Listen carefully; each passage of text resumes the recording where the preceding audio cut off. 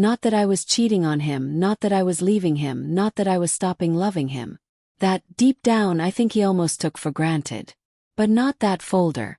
That was the only thing that really made him sweat, that changed his color while he pretended to be the controlled, rational man, the pillar of the family, as his mother liked to repeat at every Sunday lunch.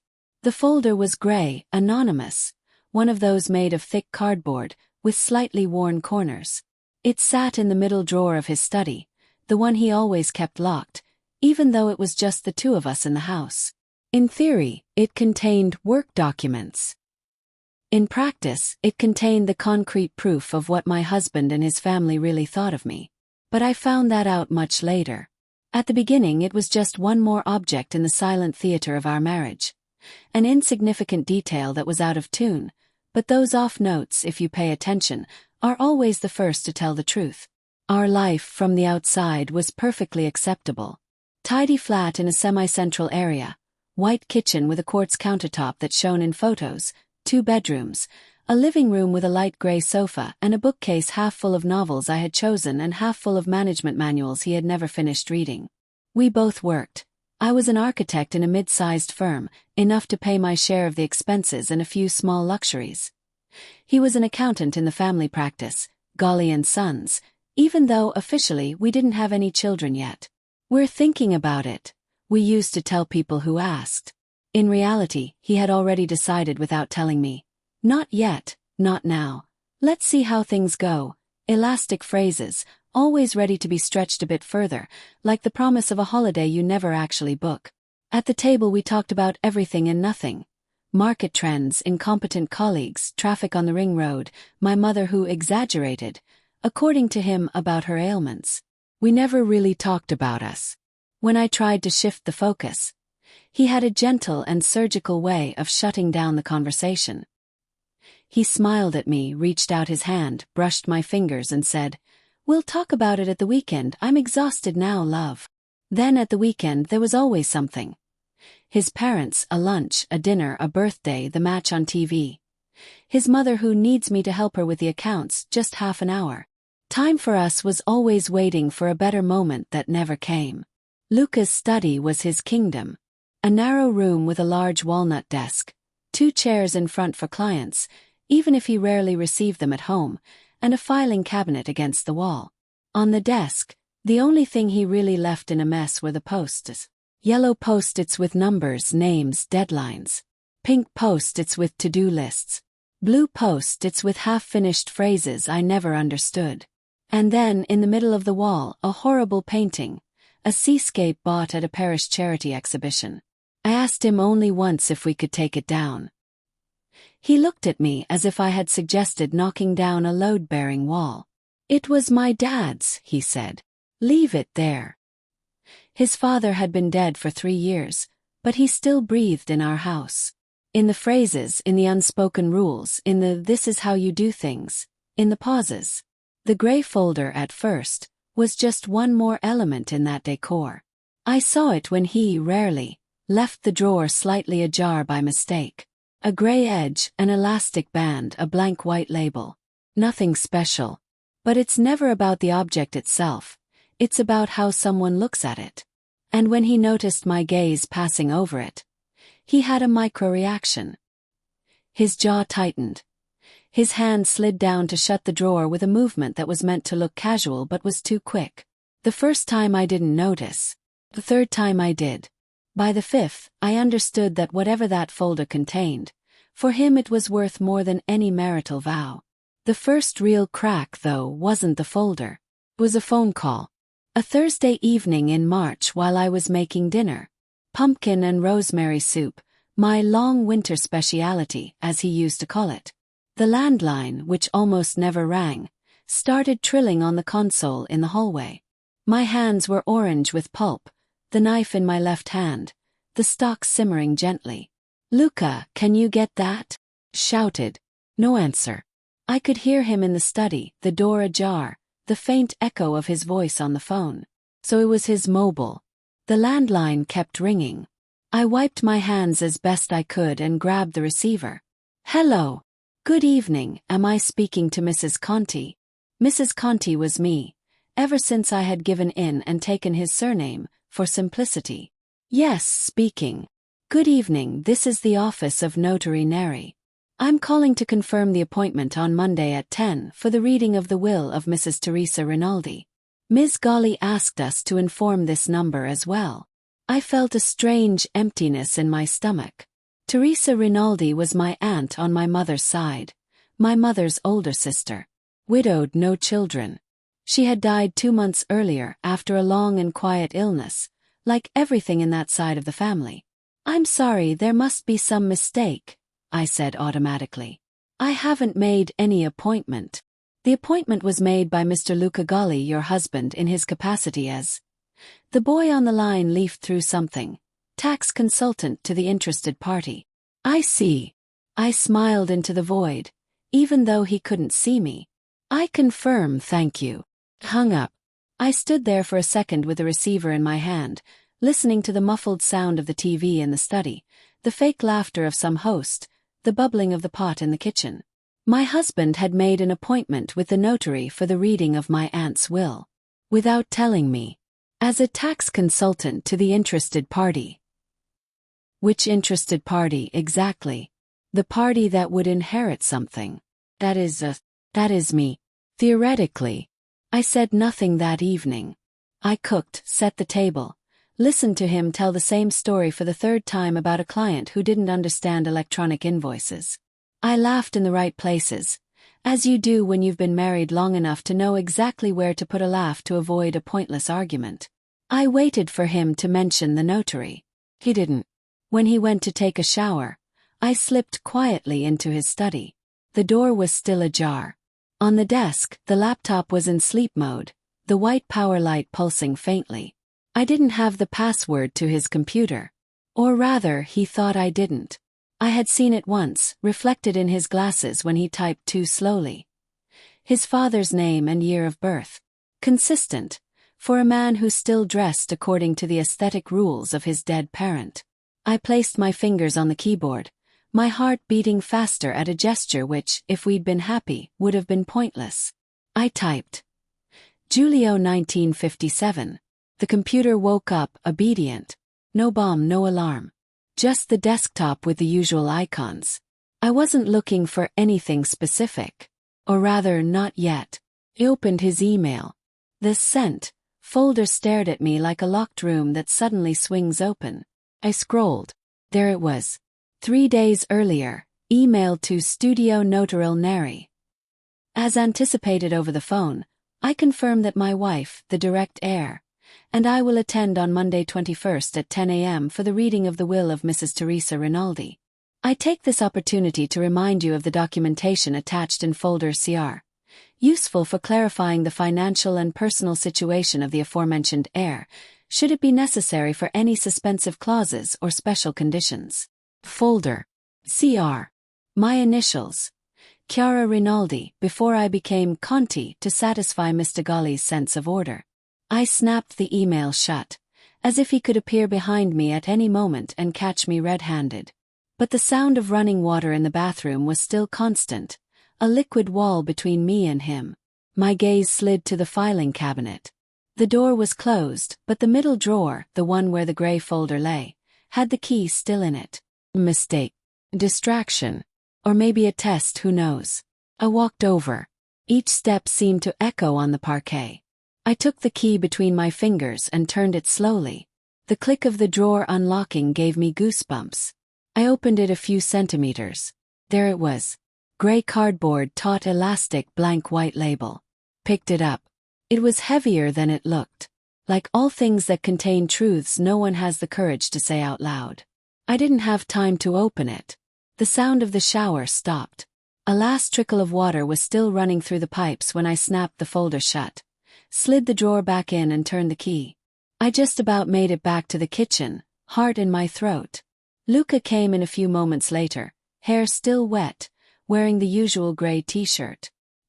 He kissed my cheek, smelling of shampoo and that woody cologne I'd fallen in love with 10 years earlier. Good, he asked, tasting the soup. Good, I replied. It suddenly tasted bland. I hardly slept that night. I listened to his steady breathing beside me, his hand resting on the pillow. His body relaxed like someone who feels safe in their role. I stared at the ceiling. Personal and financial documentation about me. In a gray folder in his study. Sent, or at least mentioned, to a notary for possible suspensive clauses. My husband was preparing a dossier on me to influence my inheritance. And I had found out about it by mistake, because the notary's assistant had called the landline instead of his mobile. These are the things that keep the world going.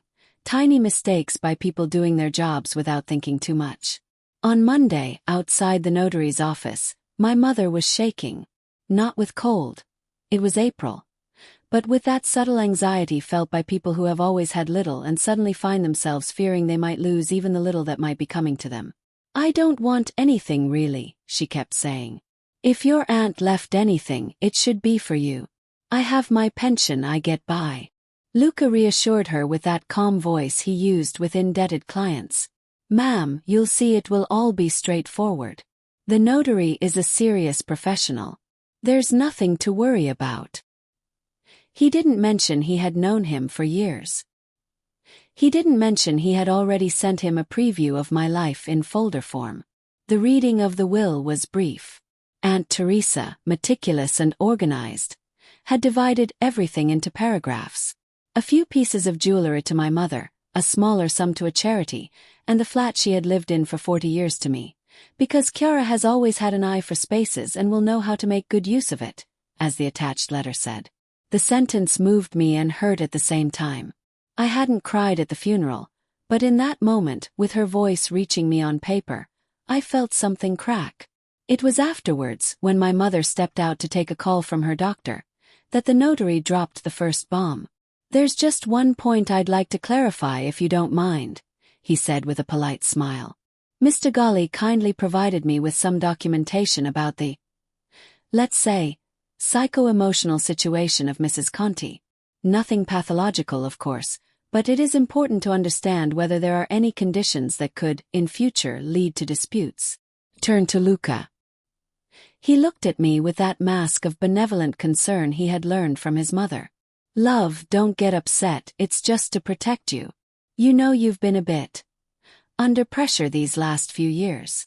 A bit under pressure meant I'd spent a year in therapy after my father died suddenly. That once I'd had a panic attack on the metro and he had been embarrassed in front of the other passengers.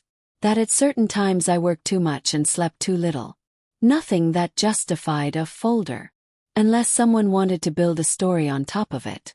"What documentation?" asked, keeping my voice flat. The notary cleared his throat. "Nothing much, really. Reports from a psychologist colleague, a few notes, a couple of emergency room records." Mr. Golly explained that he preferred to prevent any future challenges by third parties to your ability to manage property. "This is a common practice sometimes." It was not common practice. It was an elegant way of saying, if one day someone wants to portray Chiara as incapable, we've already laid the groundwork. I looked at Luca. He held my gaze with a mixture of fake tenderness and pleading. "Love, we'll talk about it calmly at home. This is not the place." It was at that moment that, strangely, I actually calmed down. It was as if the floor had stopped shaking precisely because I had finally seen the crack. It was no longer invisible, no longer a suspicion. It was there, lit up by the cold light of that beige-walled, badly decorated notary's office. My husband had built a dossier on me, following the family logic in which you always protect yourself, especially from those who are emotional. I smiled at the notary. "I understand. May I see that documentation?" He hesitated slightly. "Not now, unfortunately. It is in the folder we mentioned. But if you wish, I can have a copy sent to you at a later time." "I wish," I said, with a calm that surprised him first, then Luca, and finally myself. That evening in the car the silence was thick. My mother, unaware, was talking about curtains, how to arrange my aunt's flat, what color to paint the walls. "I'd like it to stay a place just for us, you understand," she said. "Don't sell it straight away." "Don't worry, Mum," I replied. "I don't intend to sell anything. Not yet." Luca was driving with his hands rigid on the wheel. When we dropped my mother off and were alone, his fingers slammed against the plastic of the stereo. "Well," he said without looking at me. "Well, what? Do you want to explain that little scene at the notary's?" I almost burst out laughing. "The scene? You mean when I dared ask to see the documents about me that you secretly handed over?" "I didn't do it secretly. We both knew that." "That what, Luca? That I was fragile? That I went to therapy? That I cry when my father dies?" "Yes, all true. But I didn't know you were compiling a parallel case history to hand to the first professional that came along." He stopped at a traffic light, finally looked at me. Dark eyes, that deep line between his brows that only appeared when he felt exposed. "You know very well that in these situations there are always relatives, cousins, vultures. If someone wanted to make you look incapable of managing a flat, at least we've already made it clear that you're just emotional." "Emotional?" I tasted the word in my mouth like burnt coffee. "Is that the diagnosis in your folder? Don't make a drama out of it, Chiara. It's just paper. It protects you." Took me a second to understand. In that sentence you could hear the entire Gali philosophy. Paper protects. It protects the one who controls it, obviously. The one who writes it, keeps it, takes it to the right notary at the right time. Chiara, on the other hand, was the subject of the paper. Case study. Not the hand that writes, but the object written about. That night, while he slept with his back turned to me, I made a very simple decision. I would read the folder. All of it. Every line, every attachment, every comment. But I wouldn't argue, wouldn't shout, wouldn't put on the show he expected from his emotional wife. I would do the one thing his family did not anticipate. I would watch in silence, I would gather, I would wait for the right moment. Took 5 days. 5 days in which the folder disappeared from the drawer. I heard him opening and closing it when he thought I couldn't hear. He had moved his treasure somewhere else, like a nervous squirrel. Kept playing my part, work, home, smiles. Every so often I let slip some generic comment. "I'm so happy about Aunt's flat. Knowing I have something that's just mine makes me feel more stable."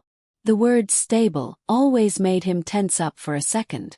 Like a dog hearing a whistle at a frequency only it can register. But he didn't answer. He waited. Him too. It was on a Saturday afternoon that he had the brilliant idea of going out with his brother to watch the match at the bar. Something he had never done in 10 years of marriage. When someone suddenly changes habits, they don't want to be seen while they move something. Or while they consult it. But Luca was less good at that game than he thought. As soon as I heard the door close, I counted to 30. I don't know why. Maybe to give myself the satisfaction of waiting a bit too for once. Then I went into his study. The middle drawer of the cabinet was empty, as expected. But on the top shelf of the cabinet, where he kept old clients' tax returns, there was a suspicious gap. A block of binders pushed to one side. A gray shadow between 2 blue files. I climbed onto the chair and reached out my hand. The folder was there. Gray, anonymous, with the elastic pulled tight and a label on which, in his neat handwriting, it said, "Folder C." He hadn't even had the decency to use an indecipherable code. I took it into the kitchen. I don't know why the kitchen. Maybe because it was the only place in the house that really felt like mine. I laid it on the table and took a deep breath. Then I took off the elastic. On top was a cover letter headed "To the Trusted Professional," signed by Luca. Attached, please find an orderly set of documents relating to the psycho-emotional and financial situation of my wife, Chiara Conti, née Rinaldi, solely for the purpose of supporting a calm assessment in any legal or property proceedings concerning her. The aim is to protect her from impulsive decisions and, at the same time, preserve the stability of the family's assets. I read the word protect at least 3 times. It was a verb that, in the Gali family, covered almost every form of control. Under the letter, arranged with manic precision, were the emergency room reports from the day of my panic attack on the metro. Patient arrives in ER with anxiety crisis, hyperventilation, paresthesia. Luca had underlined some sentences in yellow highlighter. Next to them, post-its with comments. Episode triggered by nothing significant, tendency to dramatize. There were monthly reports from the therapist I had been seeing, which I had requested only for myself, and which clearly had not remained only with me. At the bottom of one of them, I recognized a printout of an email I had sent to the therapist, asking for an extra appointment after a row with Luca. Yesterday I had an argument with my husband. He told me I'm unstable, that no one could put up with me for long. I know it's cruel, but part of me is afraid he's right. Below, in his blue pen, Luca had written in the margin, chronic self-devaluation, self-esteem conflicts. Work on this. As if he were the therapist. Or the project manager. Further down, the worst things began. Prints of my chats with my mother. Me writing that I felt lonely, that Luca was often absent, that I felt judged by his parents. Her replying with the usual survival advice passed down by women of her generation. Be patient, all men are like that. Someone had downloaded those conversations from some backup. Someone had read them. Someone had selected only the sentences suitable for composing a portrait of me as a fragile, complaining woman, potentially dangerous to the stability of the family's assets. There were also bank statements. Some expenses were highlighted in red. A plane ticket for a weekend away with a friend, clothes bought online after weeks of intensive work, dinners with colleagues. Next to them, more of his notes. Tendency to compensatory spending, poor financial planning. Him, who had lost thousands of euros in bad investments he'd never wanted to talk about. At the end, I found a document that made my blood run cold. A draft petition for the appointment of a guardian. My name, my date of birth, my address. And underneath, a string of generic reasons regarding my supposed partial inability to manage her assets consistently and continuously in situations of emotional stress. It hadn't been filed yet. I could tell from the missing dates, the blank fields. But it was ready, just waiting for the right moment, or the right breakdown. When I finished reading, I realized my hands were trembling. But it wasn't the shaky trembling of anxiety. It was something colder. Answer. As if all of a sudden the fog of naivete had lifted, and in its place there was a paved road, clear, not laid out by me but now fully visible. My husband, with the quiet help of his family, had been preparing for months, perhaps years, the ground to have me declared, if necessary, partially incapable. Not completely, that would have been too much. Just enough to have a say in how I managed the flat my aunt had just left me. And later on, perhaps, in anything else. I put everything back in order. Letter on top, medical reports, chats, bank statements, draft petition. Elastic band on. The folder went back exactly where I had found it, on the top shelf of the filing cabinet. But in my head, nothing ever went back to how it had been. That evening, when Luca came home, he found the table set, a glass of red wine already poured for him. He greeted me with a distracted kiss, checked his notifications, did the usual loop through the bathroom. He said nothing. Neither did I. Not yet. Days went by. I went on living as if nothing had happened, but inside, every gesture of his lit up in a new light. When he pretended to forget my salary when calculating the expenses, when he kindly offered to pay an overdue bill because you forgot to, when he suggested that another round of therapy would do you good, love. Everything went into a new folder, this time a mental one which I was compiling. Its name was Evidence. I spoke to my mother. Not about the details, only the surface. I told her I wanted my aunt's flat in my name alone, without co-owning it with Luca for simplicity. My mother pulled the face of someone who knows she's stepping into a minefield but doesn't have the tools to say it. Luca is your husband. It's right that everything belongs to everyone, isn't it? No, I answered with a calm that scared her more than any crying fit. Not this time. I spoke to a colleague who, besides designing houses, had a cousin who was a lawyer. We met in a bar, she ordered a cappuccino, I had a black coffee. I told her a softened version of the story, leaving out only the most embarrassing details. The parts where I had, in fact, handed over pieces of my life to men who had filed them against me. The lawyer cousin then wanted to see the documents. I sent him photos, one by one, taken on my phone while Luca slept. He replied with a 30-second voice message. Chiara, this is not protection. It's an attempt to construct a picture of partial incapacity. You need to act first. First. It was a phrase I had never associated with my married life. I was the one who came after. After his father, after his mother, after his brother, after work. Now I had to become first at something. And, ironically, that something was war. The second turn, as any screenwriter would call it, arrived dressed in a beige suit and violet perfume. Her name was Elena Golli, his mother. She came to our house often, but that Monday afternoon at 4 she wasn't expected. I was working at the kitchen table, laptop open, potted plant keeping me company, when the intercom buzzed. Who is it? Elena. Open up, darling. My mother-in-law's voice had that artificial sweetness that always melted into acid after 5 minutes of conversation. She came up before I had time to hide anything. Usually she announced her visits hours in advance, just to give me time to perfect the illusion of domestic perfection that reassured her.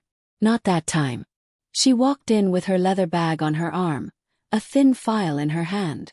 Hi, dear, she said, kissing me on both cheeks so that her lipstick left an invisible mark. Luca's not here. He's at the office, he'll be home late, I answered. Even better, then we can talk woman to woman. She smiled, that slightly crooked smile that was the only honest feature of her face. She sat at the table without being invited and placed the file in front of her. It was more elegant than Luca's gray folder.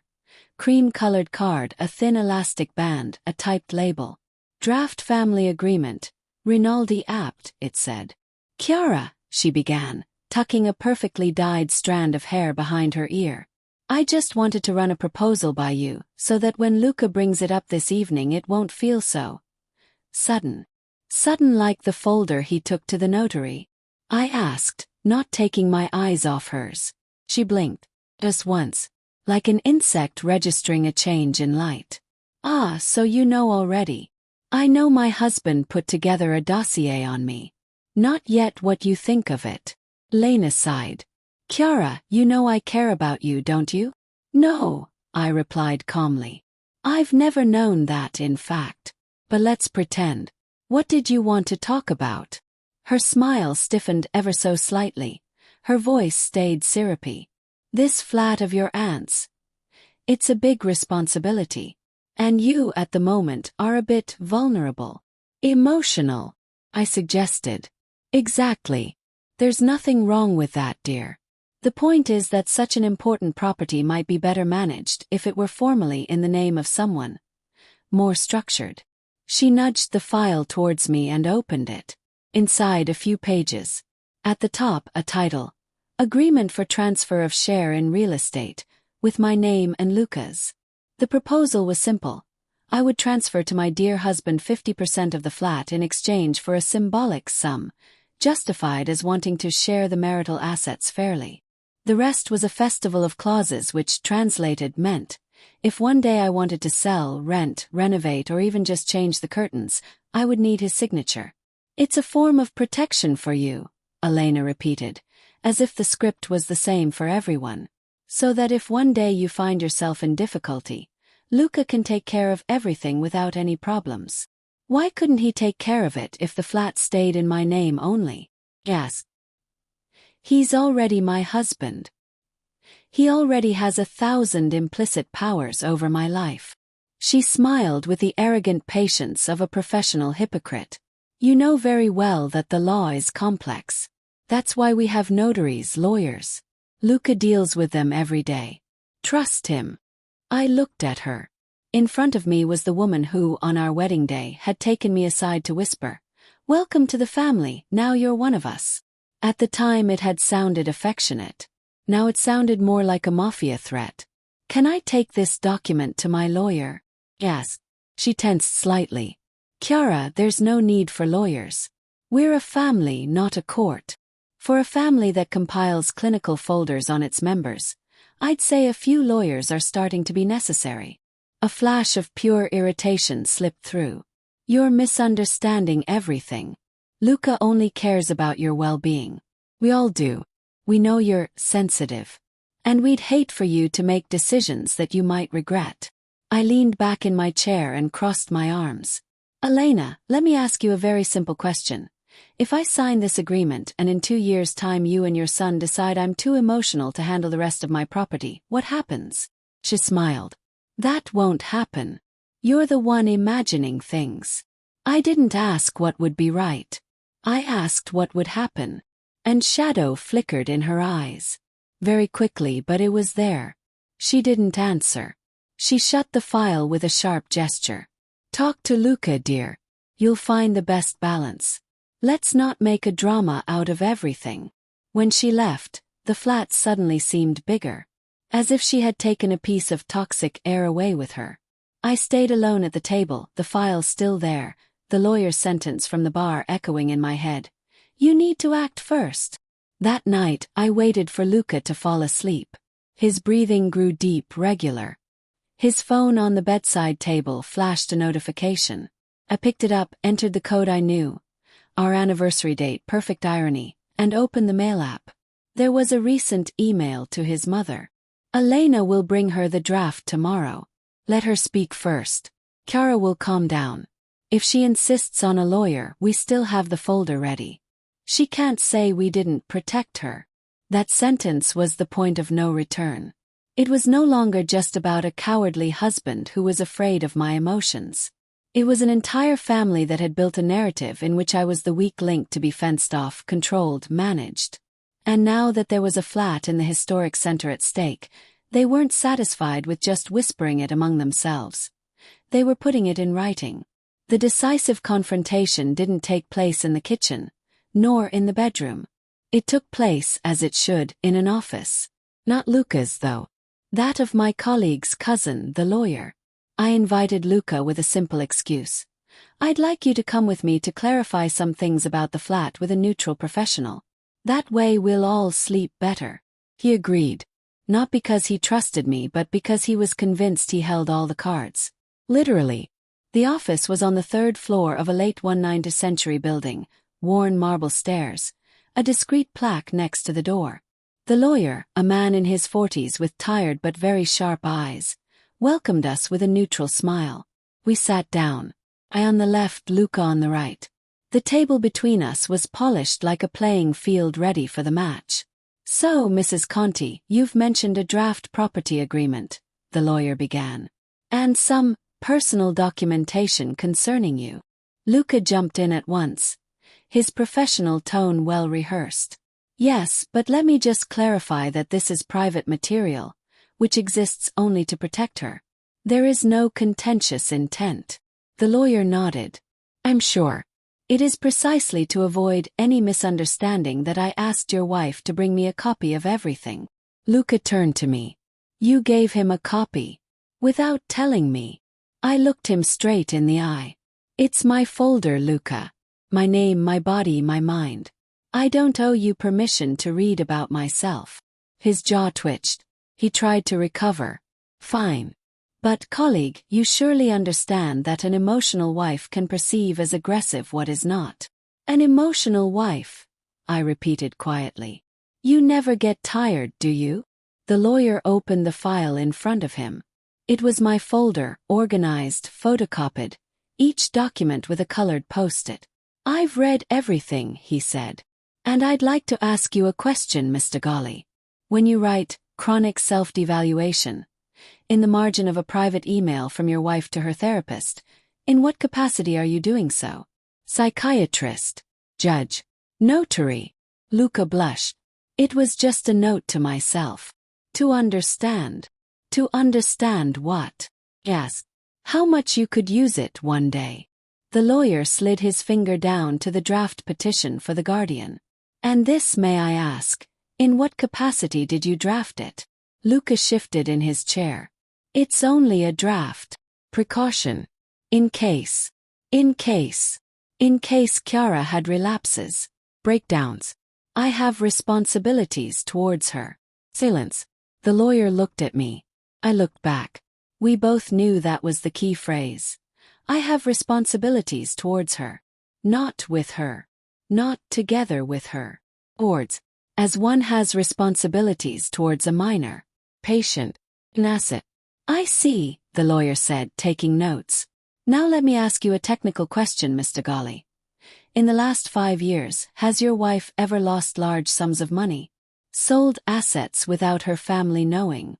Significantly endangered the family's assets with irrational decisions? Luca hesitated. No. But she has. She has done therapy. She has had a panic attack. She has cried. She has written to her mother that she felt lonely. None of this is a crime, nor is it a sign of incapacity. The vein on Luca's temple started to throb. With all due respect, colleague, you weren't there when I found her on the corridor floor, unable to breathe. You weren't there when she disappeared for 3 hours without answering the phone, without telling me where she was going. You weren't there when she shouted she wanted to drop everything. I turned to him. His voice had cracked. In his speech there was finally a piece of truth. His fears. But they were fears, not facts, and he had put them on paper. It's true, I said quietly. You weren't there. But you were there when you decided to save my emails with a therapist instead of looking me in the face. You were there when you highlighted my medical reports instead of asking how I was. You were there when you drafted a petition to legally take away my ability to decide on my own. The lawyer clasped his hands. Let me be very blunt. What I see here is not a wife who is dangerous to the family's assets. I see a woman who has experienced a bereavement, who has sought help, and a husband who has turned her pain into a list of bullet points to use in possible future proceedings. Lucas spread his arms. It's my job to think about legal consequences. It's your job to do that for clients, not for your wife, unless you see her as a client or a counterparty. The room filled with heavy silence. I could hear my heart beating, yes, but without the clumsy panic of the previous months. It was a clear, sharp heartbeat. Each thump said, "You are seeing. You are saying. You are no longer just enduring." "I'd like to propose something," I said. Here, in front of a witness. Luca, if you really think I'm so emotionally unstable that I can't manage a flat on my own, say it out loud. Looking at me. Not in the margins of reports. Not in emails to your mother. Here. He stared at me. I saw something break in his eyes. Pride, perhaps. Or the certainty of always being one step ahead. I think you don't realize how fragile you are. Fragile is not the same as incapable, I replied. And if you really cared about me, you would have talked to me. Not to notaries, lawyers, and your mother first. The lawyer stepped in. From a legal standpoint, Mr. Golly, the draft petition you prepared could be considered an attempt to lay the groundwork for limiting your wife's rights without concrete grounds. And if you ever filed it in this context, there would be strong elements to challenge it. And to consider possible misuse. Luca went pale. Are you threatening to? I'm not threatening anything, I cut in. I'm just putting things on the table. Like you did with my folder. With one difference. I don't need to underline your crises of conscience with a highlighter. A mirror is enough for you. We left the office without shaking hands. Luca walked one step ahead of me, shoulders rigid. In the car he said nothing. I watched the buildings outside slide by like concrete blocks with no faces. At a red light he finally exploded. How could you drag strangers into our life? You dragged strangers into my psyche, I answered. At least they asked for my consent. He turned to me, eyes bright with anger. I did all this for you. To protect us. Yes, I said. To protect us from me. Interesting idea of family, that. It was then I realized something inside me had shifted irreversibly. It wasn't the anger. I'd already had that for weeks. It was my internal position. I no longer saw myself as the wife trying to make herself understood. I saw myself as a woman who had just discovered she had been the object of a parallel investigative process. The difference between spouse and case. That night he slept on the sofa. His decision, somewhere between offended and dramatic. I didn't stop him. The next day, I called another professional. a divorce lawyer. Not because I wanted to divorce straight away, but because, for the first time, I wanted to have a folder of my own. Written by me, with my point of view, my evidence, my narrative. The following weeks were a strange suspension. At home, two versions of our story coexisted. His, Chiara, hurt and influenced by lawyers, is overreacting, which he told his mother, his brother, perhaps some obliging friend. And mine, Luca built a dossier to strip me of power, which I told only 3 people. My lawyer, my therapist, and a friend who knew how to listen without turning everything into a WhatsApp group drama. Meanwhile, Aunt Teresa's flat waited. Every time I went there, to measure up, to choose colors, to daydream where to put the books, I felt a presence inside those walls. Not my husband's, my aunt's, who had chosen to leave the flat to me alone, not to the Golly family. She, who had always been kind to Luca but private with me, as if she had sensed something I had ignored for too long. One evening in May, sitting on the bare living room floor of the flat, I finally heard the answer to a question that had been buzzing in my head for days. What do I do now? The answer was simple, almost banal. I stop defending myself in their house and I move into mine. Fully. Legally, emotionally, physically. And then I see who comes with me, not by right but by choice. When I told Luca that the flat would be registered in my name only, with no co-ownership, it was like dropping a silent bomb. No one shouted. No one flipped tables. But their faces, his mother's, his brother's, twisted for a moment, revealing the raw nerve. This is a serious mistake, Elena said, going pale. It's a perfectly legitimate decision, I replied. And perfectly in line with the wishes of the person who left me that house. Luca played his last card. If one day you need help and that house is only yours, don't come and tell me I didn't warn you. I looked at him. If one day I need help, I'll go to someone who doesn't compile folders behind my back. It wasn't an explosive row. It was more of a slow decomposition. They stopped telling me certain things. I stopped asking. He spent more time at the office, came home late, spoke little. Every so often he tried to throw me a rope. Dinner out, a weekend at the lake. I accepted some, turned down others. But there was now, invisible and heavy, the gray folder between us. There was no way of pretending it didn't exist. The divorce came a year later. Not because of an affair, not because of a shout, not because of a smashed plate. It arrived in the form of a written agreement, in the same cold language he had used against me. This time, though, with one difference. My signature was on it too. Not as a sign of surrender, but of choice. In front of the judge, my lawyer used the folder for what it was. Proof of a systematic attitude of control and prejudice. Not to paint him as a monster. He wasn't, not completely, but to show the dynamic. The attempt. The story. Luca, for his part, tried to play it down. He spoke of concern, bungled love, overzealous professionalism. The judge listened, took notes, didn't give anything away.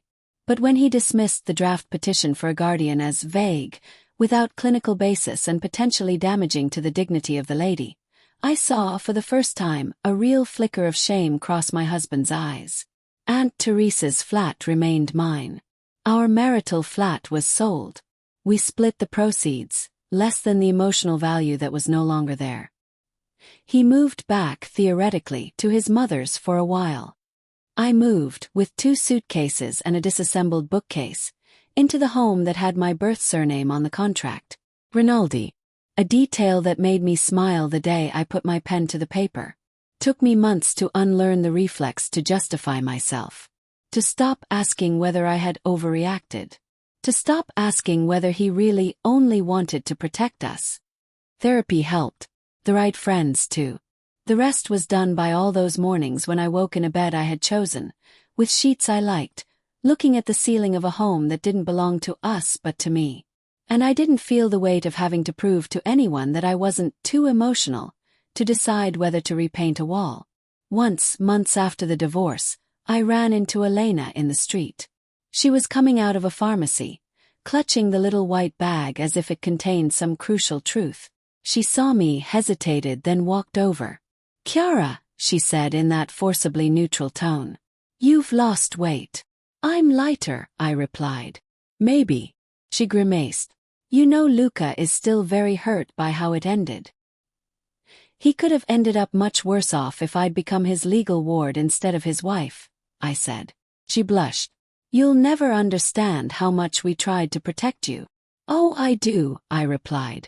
Your protection sounded exactly like keys in a drawer. She didn't add anything. We said goodbye with the formality of two strangers who still owe each other something but no longer know what. Sometimes in the evening, as I sort through my project files, models, plans, quotes, I think back to the folder. Not that gray one. The word itself, folder, means something that contains other things. But no folder, however thick, can actually contain a person. Their losses, their fears, their strength. It can only select what is convenient for whoever compiles it. In my new studio, I have a central drawer too. I never lock it. Inside there is only a transparent folder with a few sheets. My inheritance certificate for Aunt Teresa. The divorce decree. A short report from my therapist where, amid technical terms, there is a sentence I like to reread now and then. The patient shows a growing ability to recognize and protect her own boundaries. That is my folder now. Not for notaries, not for lawyers, not for mothers-in-law. For me. To remind me that fragility is not the same as weakness. And that the person who is truly afraid is never the one crying on the hallway floor, but the one who, while you cry, is already thinking about where to file the report. My husband feared only one thing, that I would find that folder. He was aiming at the wrong target. What he should really have feared was the moment I would stop letting myself be defined by what he had written inside it.